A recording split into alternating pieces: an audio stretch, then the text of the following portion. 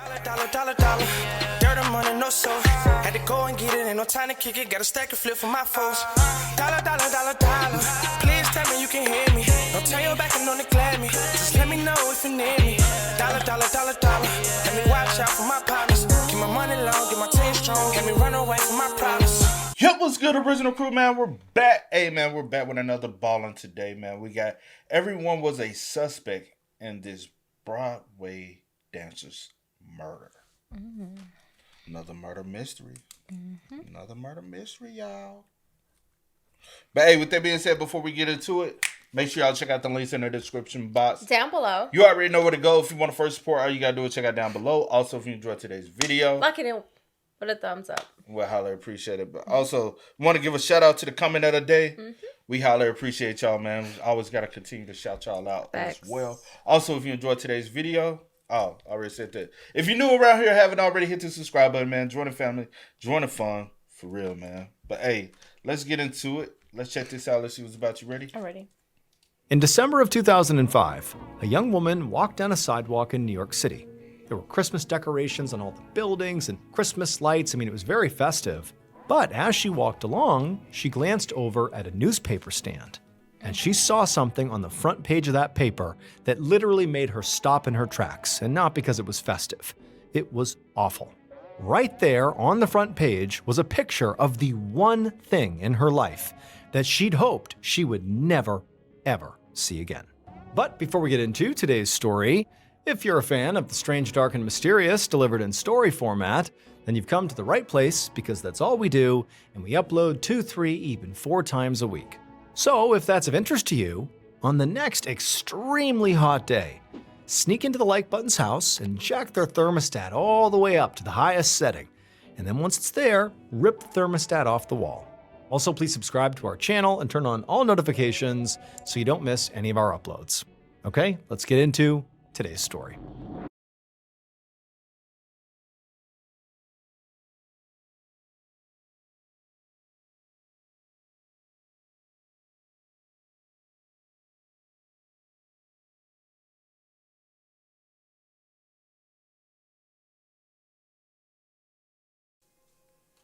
Early on the evening of Sunday, November 27, 2005, a 21-year-old woman named Katherine Woods leaned towards the mirror to put on her eyeliner inside the bathroom of her small apartment in New York City. Katherine's phone was sitting on the bathroom counter, and she heard it buzz, but she didn't even look to see who was calling. She didn't have time to talk to anyone because she had to finish getting ready for her 7 o'clock shift at work. So Katherine had moved to New York City from Ohio 3 years earlier to pursue her dream of becoming a dancer on Broadway. But everything here was so expensive that in addition to chasing her dream, she also had to work 3 different jobs just to make ends meet. Now, 2 of those jobs were pretty standard. She worked as a waitress and also taught children's dance classes. But tonight, she was getting ready to go to her 3rd job.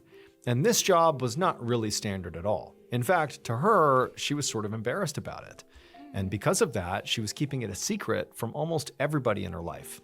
Her 3rd job was working as a topless dancer at a strip club near Times Square called Flash Dancers. Katherine honestly hated the work, but it paid really well, and if she wanted to have her shot at Broadway, she needed to pay for voice lessons and dance classes. Now, she did live in Manhattan, which was the most expensive part of the already very expensive city, and she knew that she could save some money if she just moved to a neighborhood where rent was cheaper. But when she had first moved to New York, she had lived in a less expensive neighborhood for that reason, and unfortunately, her landlord had sexually assaulted her. The experience had been so traumatic that Katherine had, at the time, considered just leaving New York and going back to Ohio and just being done with this place. But in the end, she had decided to stay in New York and continue chasing her dream. Now, she did move within New York. She'd gotten this apartment in Manhattan because it was a lot safer, and she also got a roommate to help with the cost. His name was David Hahn, he was 23, and he was one of Katherine's friends from back home in Ohio. But at this very moment, David was not inside the apartment. He'd gone outside to get his car so he could drive Katherine to work. Katherine finished her makeup and left the bathroom, and as she walked through the living room, she stepped over a black dog that was sleeping on the floor. The dog was not Katherine's, and it actually was not David's either. David was a part-time dog sitter, so this dog was just staying with them while its owners were out of town. Just like Katherine, David also had a bunch of part-time jobs to help make ends meet. When he wasn't dog sitting, he worked as a doorman at a hotel just up the street from their apartment. Now, Katherine and David had actually been romantic at one point. They had dated for a little while, but these days they were just roommates, living together to split the bills. Although, secretly, Katherine did sometimes wonder if, maybe they should give it another shot to try being a couple again. Thanksgiving had been a few days ago, and instead of going home to Ohio like she usually did, Katherine had stayed in New York and celebrated with David, and it had been a really nice time. Plus, David knew about Katherine's third job of working at Flash Dancers, and he didn't judge her for it, and Katherine felt like a lot of people did, so she liked that about him. But the biggest hurdle that Katherine could see to potentially rekindling their relationship was the fact that David disliked basically every man she met, whether she was dating them or not. He just did not like them. Now, some of these guys, she could understand why David, didn't like them. Like there was this guy, Joe, that she had dated briefly, who really she'd only met because he was a patron of her strip club. But then there were people like Paul, who was a personal trainer at Katherine's gym, who she'd only seen off and on, and who was nothing but nice to David. And even though Paul and Katherine were not dating now and mostly just spoke on the phone periodically, David still insisted that Paul was a creep. He just did not like the guy. But for now, Katherine figured, you know what, I'm not going to figure out my entire romantic life. I just need to finish getting ready and go downstairs so she wouldn't keep David waiting. So Katherine went into her bedroom and began getting dressed. And that's when she heard that dog start barking at something in the living room. And so, curious, Katherine walked in that direction to see what was going on. A little while later, Katherine's roommate, David, walked quickly along the sidewalk to get his car, which was parked a ways up the street. He was out of breath by the time he reached it. He knew he had to hurry, so he jumped in and he drove back to the apartment building and he called Katherine as he pulled up out front. When she didn't answer, he threw on his hazards and he climbed back out to go into the building to go get her. And he had just made it up the flight of stairs that led to his second floor apartment and he was going down the hallway when he saw something that made him come to an abrupt stop. It was that black dog that he was dog sitting. Somehow it had gotten out of the apartment and was just standing there in the shared hallway outside of his apartment door. David blinked and then realized that his neighbor, a man he rarely interacted with named Brad Stewart, was standing right behind the dog. And Brad was holding a leash that was clearly clipped onto the dog's collar. For a second, Brad looked surprised, and David was just completely confused about why this guy had the dog that he was dog sitting on a leash. But then Brad told David that he had found the dog wandering around, recognized it as David's, and brought it back to his apartment. Brad said, "Oh, this fast? All he did was go out the house and..." The car was parked a little ways. He had to walk to it, but I don't know how far it was. But still, it was What, within like minutes. 5 minutes at the most? he had just knocked on David's apartment door, but so far nobody had answered. So at this point, David understood, why Brad has the dog, but he didn't know why the dog was out of the apartment in the first place. Right. But he kept that to himself and just thanked Brad, took the leash, and then stepped over to the door of his apartment, number 2D. The apartment door was shut, but when he turned the handle, he found that it was unlocked. David couldn't remember if he had left it unlocked or not, so he just opened it, and he called out Katherine's name. But there was no answer, which was weird, so he stepped inside. Now, he didn't see Katherine, but he did see the door to her bedroom was slightly cracked open, so he walked over to it, and he called out to her again. And then when she didn't call back, he tried pushing her door open. But the door didn't really open. It instead swung maybe a few inches and then stopped. And David felt resistance on the other side, like something maybe on the ground was holding the door from opening all the way. And so now, with all these strange things happening, David's starting to feel pretty worried. And so the surge of adrenaline came over him, and he just shoved the door open, and he stuck his head in, and he looked inside. And when he saw what was in there, he immediately pulled back, turned around, ran into the hallway, and he called the police. Wow. A half an hour later, around 7:30 p.m., an NYPD detective named Stephen Getz walked up a flight of stairs at an apartment building in Manhattan. This part of the city was known to be extremely safe. Homicides never really happened here.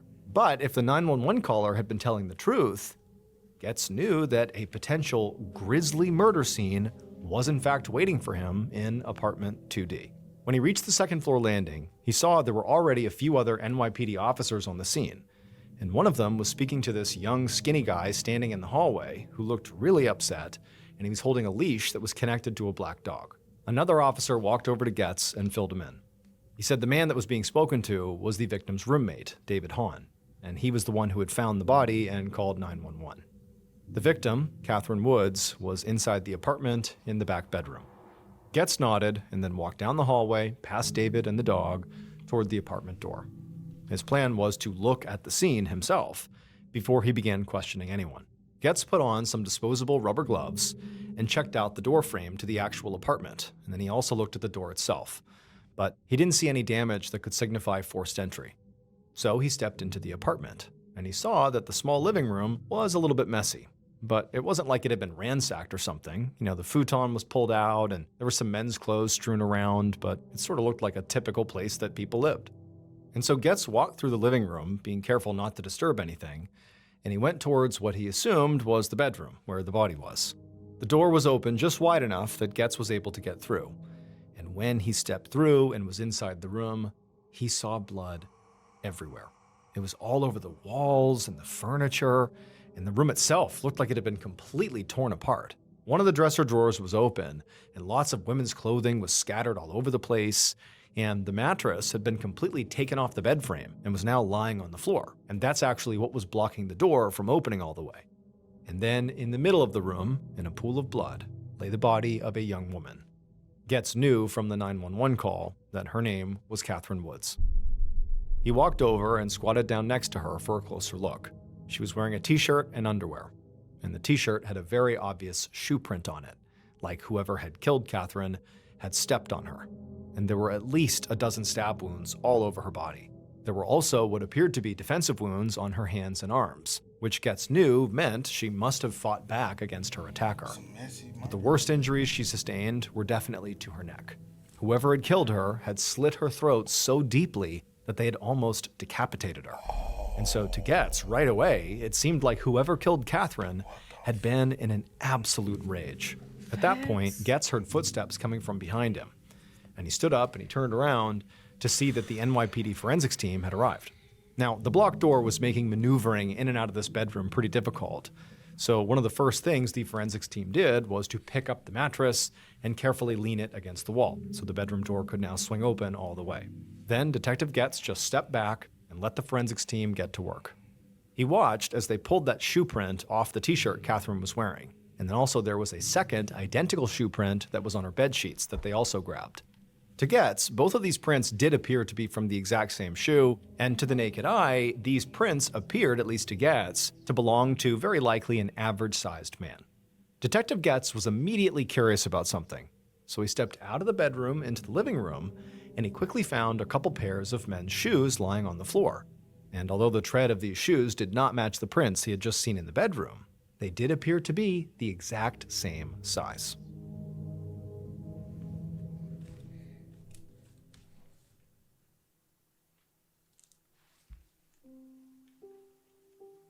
An hour later, at about 8:30 p.m. on November 27, 2005, Detective Getz sat down at a table inside of an interview room at the NYPD's 19th Precinct. And once he did, he handed a bottle of water across the table to David Hahn, the roommate of the murder victim, and Detective Getz' current #1 suspect. There had been no sign of forced entry at the apartment that David and Katherine shared, which meant that Katherine's killer either had access to the apartment or was let inside by somebody who did. And the murder had been committed with a knife in a really savage way that struck Getz as being a personally motivated attack. Even though Katherine's bedroom had been trashed, nothing seemed to have been stolen, and because Katherine had been found partially undressed, there was potentially a sexual motive at play as well. So Getz's working theory here was that this murder was committed by a man who knew the victim well and had easy access to her living space. And David fit that profile to a T. Plus, he apparently wore the same size shoe as the killer. Although, as Detective Getz settled into his chair and brought out his notepad, he did a quick scan of David's forearms and his hands, and he saw that David had no visible cuts, scrapes, or bruises. The detective thought that Katherine's killer likely would have some injuries there because she had obviously been fighting for her life. She would have left a mark on them. But Getz didn't say anything about this to David. Instead, he just leaned forward and he asked David to walk him through what had happened that day. David's hands were shaking a bit, but he took a deep breath to calm himself, and he said that he had been at the apartment with Katherine that night until about 6:40 p.m. That was when he had left to go get his car so he could come back and drive Katherine to her 7 o'clock shift at Flash Dancers. But he said retrieving his car had taken longer than he expected, because on the way, he had run into some of his coworkers from his doorman job, and he had stopped to chat with them. He said after he had done that and he had gotten his car and he went back to the apartment, he had expected Katherine to be waiting outside by the curb. But when he got there was no sign of her, and she didn't answer when he called her. So David said he'd ultimately gone inside and ran upstairs to the apartment, and in the hallway he had found his neighbor, Brad, who was oddly holding the leash of the black dog that David was supposed to be looking after. And then David said he went into his apartment, and that's when he found Katherine's body. David said he had called 911 right away. It was right around 7 p.m. And at this, Getz stopped writing on the notepad and just looked up at David. He couldn't believe what he was hearing. David was claiming that he'd only been out of the apartment for 20 minutes, and that in that narrow window of time, Katherine had been brutally murdered and the killer had also escaped. It's possible. It honestly sounded like one of the worst alibis Getz had ever heard. But he didn't want David to know just how close he was to getting arrested for murder. I get to rule out the alibi, just ask him who he was talking to, you know, and be able to track. He said he was talking to a fellow. Mm-hmm. While he's in the precinct, I would have a detective go locate these individuals and ask them before he has a chance to leave out and try to tell them to cooperate mine. Yeah. You know? But I guess it's a thing. Are you trying to like insinuate that it had to happen before? Or are you just trying to say that, hey, that's not enough time, or that's a short period of time, not enough time, but a short period of time for all this to take place? Well, also you could have, it is a short period of time. It's just a short period of time. I thought about that in the beginning. I was like, you just went to go retrieve your car. But like you want to leave. I feel like if you her shift started at 7. Yeah. So they would have had to leave the house way before 7. So she had to make leaving out by, but that's enough time for anybody to kill anybody. That's enough time. And I think if you, well, in my head, I'll be like, if you did something like that. 6:40 in the afternoon, right? Yeah. I'd be like, if you did something like that, I think you would be like very like cautious to make sure that you lock the door behind you while you go retrieve your car or whatever, you know, because the dog got out, right? So someone left the door ajar for the dog to be able to get out. But also what's weird is the fact that it's 6:40 in the afternoon, nobody heard anything. Yeah. And the dog was able to get especially out. Like this neighbor. Or see anything. Like, yeah, like. Or did the neighbor hear something? We ain't got to that part. Yeah, we ain't got there, yeah. So, but it's still, I would expect, it's 6:40. Also, I don't know, typically with New York, those buildings are built different because they're older, so they're built a little different. So could have drowned it out the sound, but it did seem how messy the scene is. It do seem like she fought back. Yeah. So she would have to scream for help. Did anyone see anyone like weird running away from the scene or just anything? Because right now, David is a suspect. Yeah. Another suspect to me is the neighbor. Brad. Yeah. Because that was so random. Yeah. But anything possible when there's a crime scene involved, you know what I'm saying? Yeah. His story could be true. Paul being the ex. He is a personal trainer, so he's in the gym. He's strong enough to overpower her. He's a very aggressive individual as well. Not aggressive. Right. Not aggressive, but honestly, another suspect, her ex-landlord. Yeah, or I'm about to say anyone could be, especially working at the club that you work at. Honestly, anyone could be. True. And that's the because you have some people who be obsessed with these girls. They probably followed her or figured out where she stayed at. I know that David probably picks her up and stuff, but who knows? They could still. You just never know, or it could just be anyone in the building. It could be any person in that lives in this building. Like anyone could be a suspect. But damn, that is true though. But he didn't want David to know just how close he was to getting arrested for murder, because he didn't want David to get scared and stop talking. So Getz kept his tone very sympathetic as he asked how long David had known Katherine for. David said they had met back in Ohio a few years ago while Katherine was visiting her hometown. They'd begun dating, and he had ultimately moved out to New York to live with her. But it wasn't long before Katherine broke up with him and then asked him to move out. But David said he had not been able to afford his own place, so he had started sleeping in his car. And Katherine had felt bad about that, so she had ultimately let him move back in on the condition that he slept on the futon out in the living room.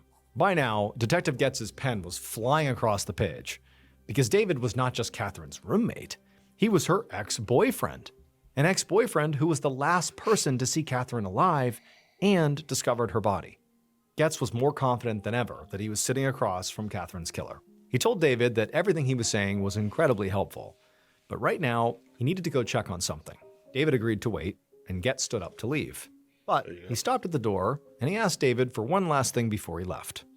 He asked what his shoe size was. And without missing a beat, David answered that he wore a 10.5.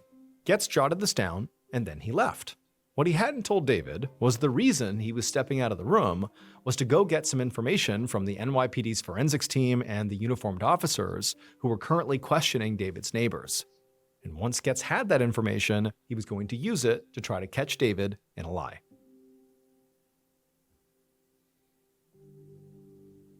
About 19 hours later, so about 3 p.m. the next day, Getz was sitting at his desk feeling completely exhausted, but was pounding yet another cup of coffee. He'd been up all night interrogating David, who was still literally sitting right down the hall in the interrogation room.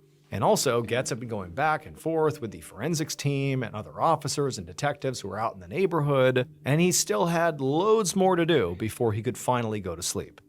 Right now, Getz was going over a new batch of reports from the uniformed officers who had gone door to door in Katherine and David's apartment building, asking the neighbors if they'd seen or heard anything unusual.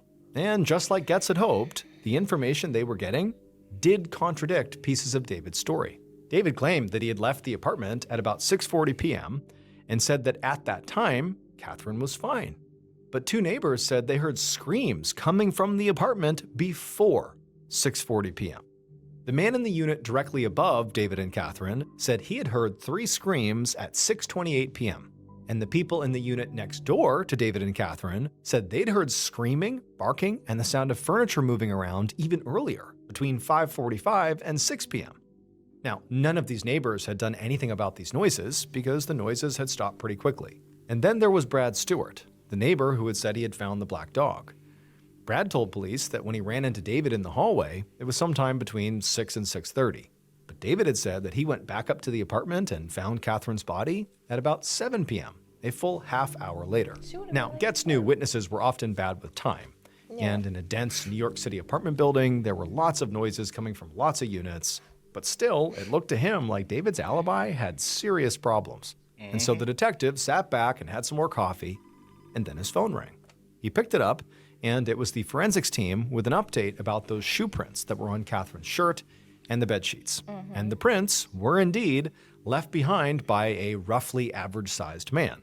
They were a men's size 10.5. And this was the exact size Getz knew David wore. Wow. Getz thanked them, hung up the phone, and then rushed back to the interrogation room to have yet another chat with David Hahn. This time, though, Getz did not offer David a water. He just sat down and he confronted him with all these new facts. He told David that the killer's shoe prints were exactly his shoe size, that his neighbors had heard screams before David had supposedly left the building, and that Brad said he'd seen David in the hallway at least a half an hour earlier than David had claimed he was there. Getz leaned in and told David that there were also security cameras in the apartment building, and his officers were already in the process of getting access to that footage. So if David had anything to say, he better say it now. Getz watched as David's expression went from exhausted to clearly afraid. It seemed like this might be the first time that David realized the police truly did not believe his story. And after a second of just stunned silence, David insisted that he had not killed Katherine, and he begged Getz to believe him.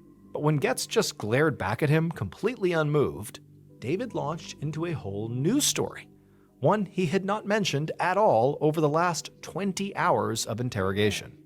David said Katherine knew this guy named Paul Cortez. She had dated him, but David had always thought he was kind of a creep.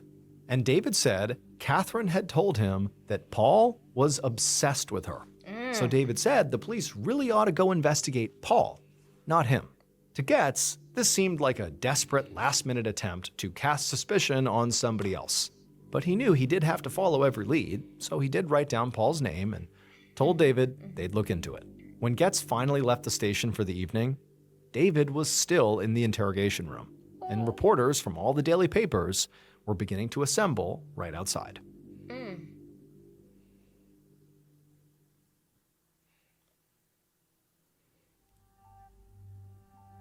The following morning, the story of Katherine's murder and pictures of her smiling face were all over the news. The front page of the New York Daily News carried a headline that made Getz grimace. It read, "Secret Life of Slain Stripper." Inside, the article reported that Katherine's family hadn't known she was working as a topless dancer until they literally flew to the city from Ohio to collect her body. Getz skimmed the article at his desk. He wasn't convinced that Katherine's line of work had anything to do with her murder, but the papers seemed intent on running with it. And a media circus was like the last thing Getz wanted. His team was already under enough pressure to make an arrest as it was, and it was going to be even harder to do their jobs now that a bunch of tips were going to be flooding in from the public from all this media. Getz put down the newspaper, got up from his desk, and walked down the hall to the interrogation room. He'd finished the day yesterday feeling pretty confident that David was his murderer. So when he'd sent David home, he had given him instructions not to leave the city, because he intended to arrest David, and soon. But first, Getz did need to follow up on the other leads he had, to hopefully rule them out. And one of those leads was sitting in the interrogation room right now waiting for him. It was Paul Cortez, the man that David had named, who officers had tracked down and brought in, the man who supposedly was obsessed with Katherine. As soon as Getz entered the room, the first thing he did was look at Paul's shoes. And he could see that they were a pretty typical size too.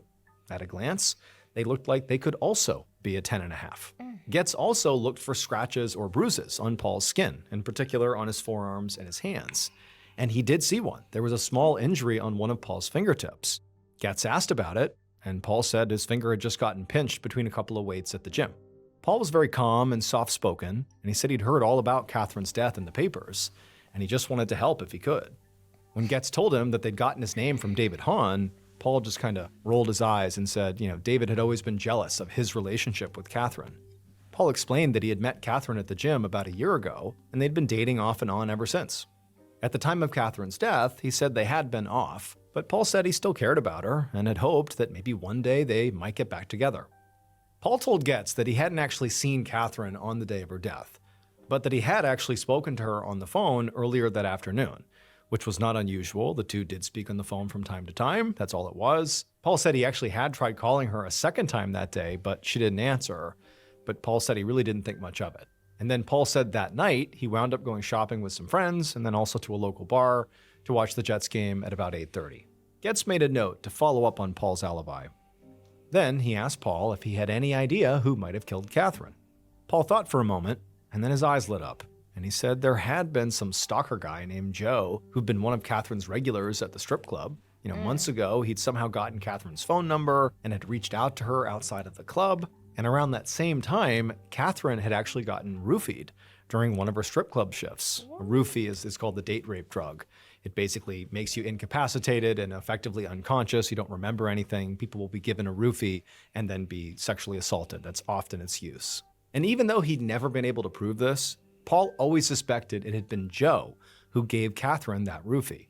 Katherine had cut off contact with Joe, but the whole incident had bothered Paul so much that he tried to convince Katherine to just quit the exotic dancing scene.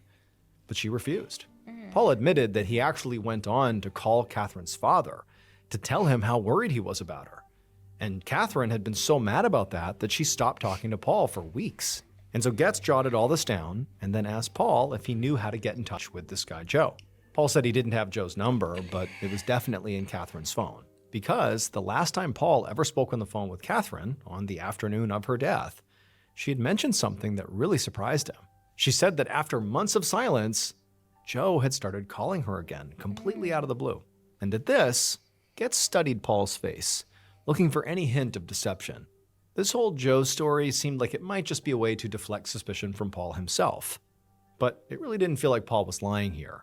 And besides, Katherine's phone records would be simple enough to verify. Getz hated to admit it, but maybe the newspapers were right. Maybe it was time he started looking seriously into some of Katherine's customers at the strip club.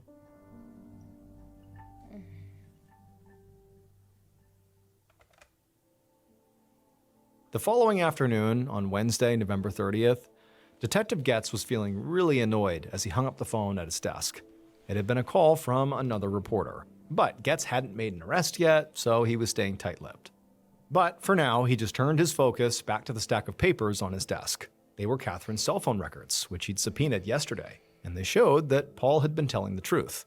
Both he and Joe had called Katherine shortly before she died. So he'd brought in Joe for an interview, and he asked him to explain why, after months of silence, he had called Katherine right before she turned up dead. And Joe had replied he'd only called her to check in, to say he hoped she had a nice Thanksgiving. He had claimed that he was really just trying to be friendly. But then Getz just asked Joe point blank if he had ever roofied anyone's drink before. And at this, Joe's eyes went wide and he kind of sputtered out that he would never dream of doing anything like that. But based on Joe's tone, Getz really felt like he was lying. And so now, Getz felt like the entire investigation was wide open. A few days ago, he had been absolutely confident that David was the killer, but men from Katherine's life just kept coming out of the woodwork. He now had 3 main suspects instead of just 1. In fact, at this point, his original suspect, David, was actually looking more innocent. Getz's officers had spoken to David's coworkers at the hotel where he worked as a doorman, and they confirmed that he really had stopped and talked to them on the evening of Katherine's death, just like he had claimed. And while Getz had hoped that the security camera footage from the apartment building would prove David was lying about his alibi, at least in terms of when he was there, it actually showed David leaving the front entrance of the building at 6:38 p.m., which lined up with David's story because he said he left around 6:40. Now, this did not prove that David was innocent. Based on what the neighbors had heard, she could have been killed before 6:38, but there weren't a lot of cameras in the apartment building, and no angle covered the hallway outside of apartment 2D. So the footage couldn't prove one way or another, whether Brad Stewart or anybody else for that matter had gone into the apartment while David was gone. Just then, his phone rang. Getz reached for it, expecting it to be another reporter, but this time he was pleasantly surprised. It was a member of the forensics team, and there was this obvious excitement in their voice. He told Getz that they'd just discovered something big, something they completely missed during their first sweep of Katherine's apartment. What? The forensics team member explained that when they'd first entered Katherine's bedroom, they had taken that mattress that was stuck behind the door and propped it up against the wall to get it out of the way. But when they'd done that, the mattress had actually covered up something that was right there on the wall all along. A bloody handprint. It was not until a couple of days later, after they'd carefully gone over everything else in the room, that they moved the mattress back down onto the floor, and that's when they found the handprint. Getz's face lit up when he heard this news, because now he knew all he had to do was go get handprints from all of his suspects, which seemed like that would be pretty easy to do. But he quickly realized he had a problem, because some of his suspects had already lawyered up at this point, and they were refusing to speak with police, let alone hand over their prints. And Getz really could not force them to give their prints unless he arrested them. And so that meant Getz was now in this weird catch-22, because he needed the suspect's prints in order to make the arrest, but he also couldn't get their prints unless he arrested them. So at this point, the investigation kind of stalled out. Dang. Weeks went by, and Detective Getz started to get really frustrated because there was just nothing he could legally do to push the case forward. However, the case was still receiving a ton of coverage in the press, and to a lot of people, it looked like the NYPD was just sort of dropping the ball here. But then on December 16th, so 3 weeks after Katherine's murder, the news coverage that had annoyed Getz so much actually ended up giving him exactly what he needed. That day, a woman called the NYPD because of something she had seen on the front page of one of the newspapers in New York. And what this woman said led Getz directly to Katherine's killer. Based on forensic evidence and numerous interviews, this is what police believe happened to Katherine Woods on the evening of November 27th, 2005.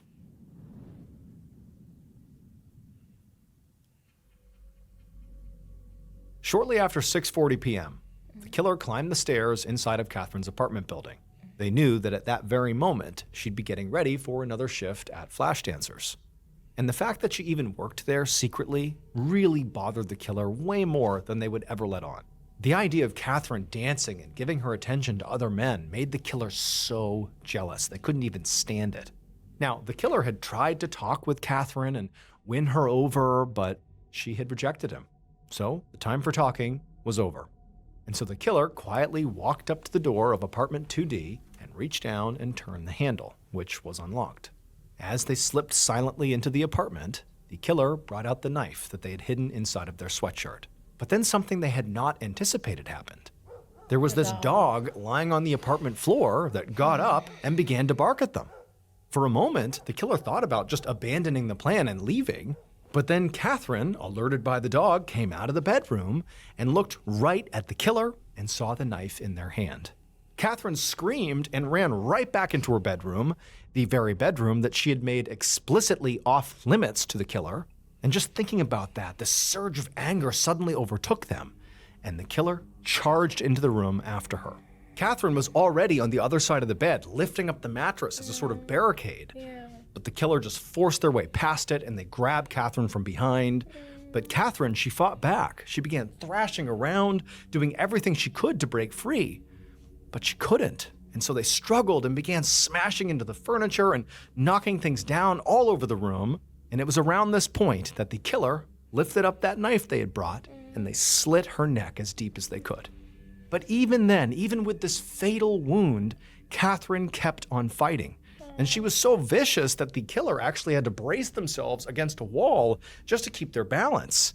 And in the chaos, the killer didn't realize, as they're fighting off Katherine, that they had placed a bloody hand on the wall, leaving a print behind.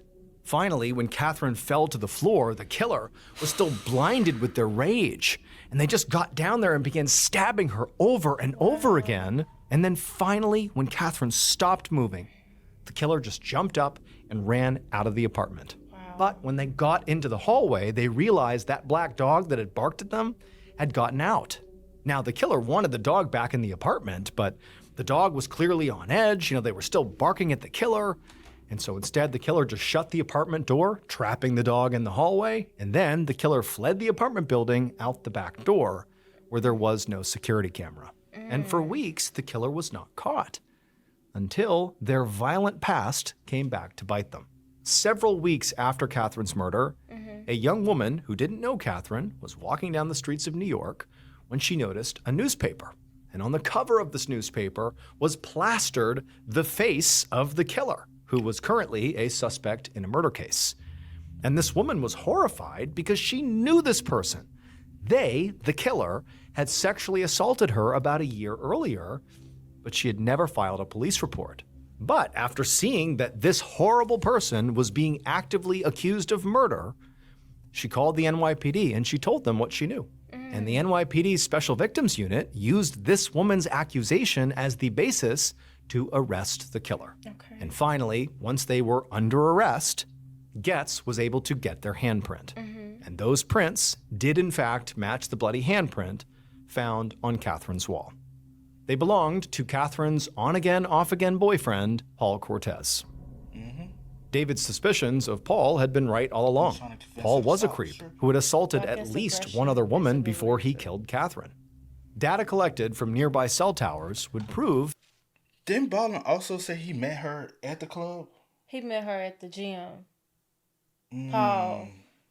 He met her at the gym. Okay. But I said, I guess you can say, because earlier I was like, aggressive? Did she say anything about him being aggressive? But also, remember... I guess being obsessed is But remember, also, Paul said he reached out to her dad. Because why would you do that? Trying to get her to... I thought that was like, that was... Let's control him. That was on some other stuff. I'm like, why would you do that? Knowing that they don't even know anything about their life. A control factor. He knew... Then you talking about you done threw Joe in there because he couldn't throw it back. He couldn't throw it back at David. No. So he had to throw it at somebody else. He had to think of something. And is Joe even a real person? To be completely honest. Well, he talked to Joe. Who did? The detective. The detective actually I don't know. Cause I got a slight head. Cause he had asked Joe like, has he ever like roofied anyone, and he was like, no, I would never do anything like that. But he couldn't throw it back at David, but he also knew their routine because he had been on again and off again. Yeah. And he know that David takes her to work, and so he knew what time. He's probably been over at the house before, and David has left out at this routine time, or he stood outside waiting and watching. Soon as David leave out, that's my opportunity to go in. It has to be fast. He wasn't expecting the dog to be there. Yeah. And how I knew it wasn't David is because when Paul went in, the dog immediately started barking. The dog wouldn't have barked at David because David is watching the dog. And so that's a stranger coming in the house. He's getting ready to protect. Yeah.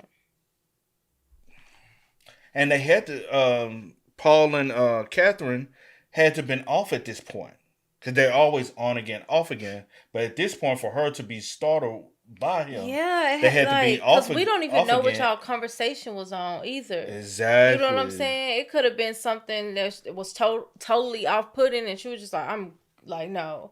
And then you came over there because you talked to her that day. That's that Paul was near Katherine's apartment building immediately before her murder, and he had been calling her over and over again. There you go. When she ignored his calls, Paul waited until he saw David leave the apartment to go get his car. Then he hustled upstairs to the apartment. Because they can search the phone records, and they'll know whether they'll be able to see on her phone how many times he had called, and she's not answering because their phone. Even if you go to the pull the records, it would show whether or not you picked up the call, how long was the call, and all that. So it would show seconds. It would show the communication before. Like now, we get all the information directly on the phone, but you used to have to subpoena phone records. It would show all of that. Whether or not the call was accepted or rejected, whether or not the call went to voicemail, they could be able to see all of that, how long the call was, where as far as seconds was, and all that. Because I wondered, like, did he talk to her that day? Because he said obviously, he talked to her. But obviously not if she ignored all your calls. But he had to say that for the reason for... Yeah. He knew his phone number would have showed up in her call. He was like, hey, I talked to her. I have nothing. Like, we're good. We're, you know... Oh, yeah. Wow. That's so... Man... And over again. When she ignored his calls, Paul waited until he saw David leave the apartment to go get his car, and then he hustled upstairs to the apartment, knowing Katherine would be alone. Even though David was only gone for 20 minutes, that was still long enough for Paul to get inside the apartment, murder Katherine, and slip away unnoticed. Paul was arrested about a month after Katherine's murder on Wednesday, December 23rd, 2005. He was found guilty of second-degree murder and sentenced to 25 years to life. Only second degree? Bro, that's 100% first degree. 100% first degree. He came over there with a motor. He already had the weapon in his hand. That's 100% It's not like, first degree. He came over there, they got into a little argument out of rage, whatever. And it just was like, that's second degree. That's second degree. But he came over there with a weapon, with intent, waited, been calling her all day. She's ignoring your calls. You waited for David to leave. You're like, this is that's premeditated. Yeah, that's intent. But, all you got to do is show that you came over there with the intent. And that's first degree, 100%. 25 to life is...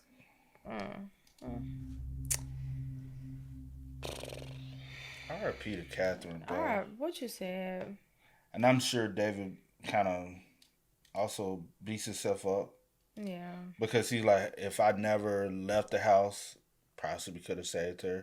Also, you got to think about this. He probably, in his head, probably like, if I tried harder within our relationship, she probably would have never even met Paul. Yeah, or he probably like, man, I hate that I stopped and talked to the people for so long. Or man, I hate I left the door unlocked. Just like so many things, you beat yourself up. You like, but it's not your fault. Yeah, like it sucks. And I know you're human. You feel guilt. He already did 20 years. Yeah, he's already did 20, and you lawyered up so fast. Mm-hmm. Which that's at the end of the day not bad. No, but a lot of people lawyer up just so they can be able to say, hey, have some type of guidance, and is willing to still talk, and they'll still be willing to give over fingerprints and handprints and stuff. Yeah, but Like David lowering up and stuff like that, I'll be like, okay, because you know you didn't do it, but you like, they really looking at me. They think I did. You like, so I gotta protect myself. So yeah, but man, rest in peace though. Facts, man. Hey, y'all spam us up in the comments, man. Let us know y'all thoughts about it for us in the comments down below. But until next time, y'all know how it go, man. I do go by the name DJ New Kid. This is Sierra Nicole. We are. Kid and C. We are. No time to kick it, got a stack of flip for my folks. Dollar. Please tell me you can hear me. Don't turn your back and don't neglect me.